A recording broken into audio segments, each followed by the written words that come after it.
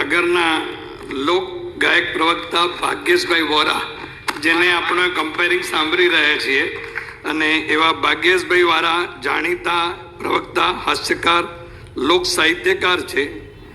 2 દાયકાથી શબ્દ સાહિત્ય અને સંસ્કૃતિની સેવા કરે છે. ETV Gujarati channel, Zee TV Gujarati channel, DD Girnar TV ચેનલમાં અસંખ્ય કાર્યક્રમ આપ્યા છે. લંડન, અમેરિકા, મસ્કત, આફ્રિકા અને દુબઈમાં કાર્યક્રમો રજૂ કર્યા છે. નામાંકિત કલાકારો સાથે સંગઠન આપે છે.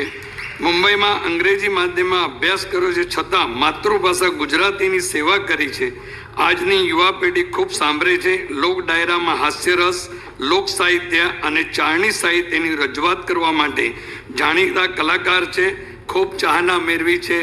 ભાગ્યેશભાઈને ખૂબ ખૂબ અભિનંદન. Thank you sir.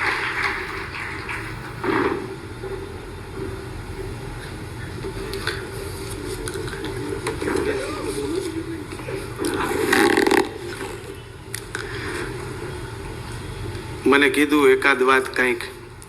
હમણાં 2 મિત્રો મળ્યા. હાસ્ય એવું છે, સમજાય અહીંયા અમુકને વિચારે ચડે, સમજો તમારા ભાઈ, ન સમજો તો મારા ભાઈ. હમણાં 2 મિત્રો મળ્યા. પેલો મિત્ર બીજાને કેલા કેમ દેખાતો નથી? એ કે મારા છોકરાની હગાઈ કરી. કે સારું કહેવાય, કોંગ્રેચ્યુલેશન. વેવાઈ વેલા કેવા છે? ઓલો કે આપણી જેવા જ છે. કે લે તોય કર્યું.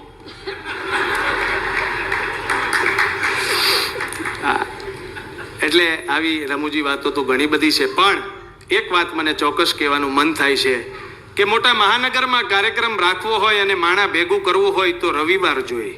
ગામડામાં માણા ભેગું કરવું હોય તો જમણવાર જોઈએ. કોઈ તીર્થ ક્ષેત્રમાં જાય, પાલીતાણા જાય, શેત્રુંજય જાય અને માણા ભેગું કરવું હોય તો તહેવાર જોઈએ. પણ મારે ને તમારે આવવું હોય બૃહદ મુંબઈ ગુજરાતી સમાજમાં, તો બૃહદ મુંબઈ ગુજરાતી સમાજ સાથેનો વ્યવહાર જોઈ તો મારે ને તમારે અહીંયા આવી શકાય છે. બધા માણસ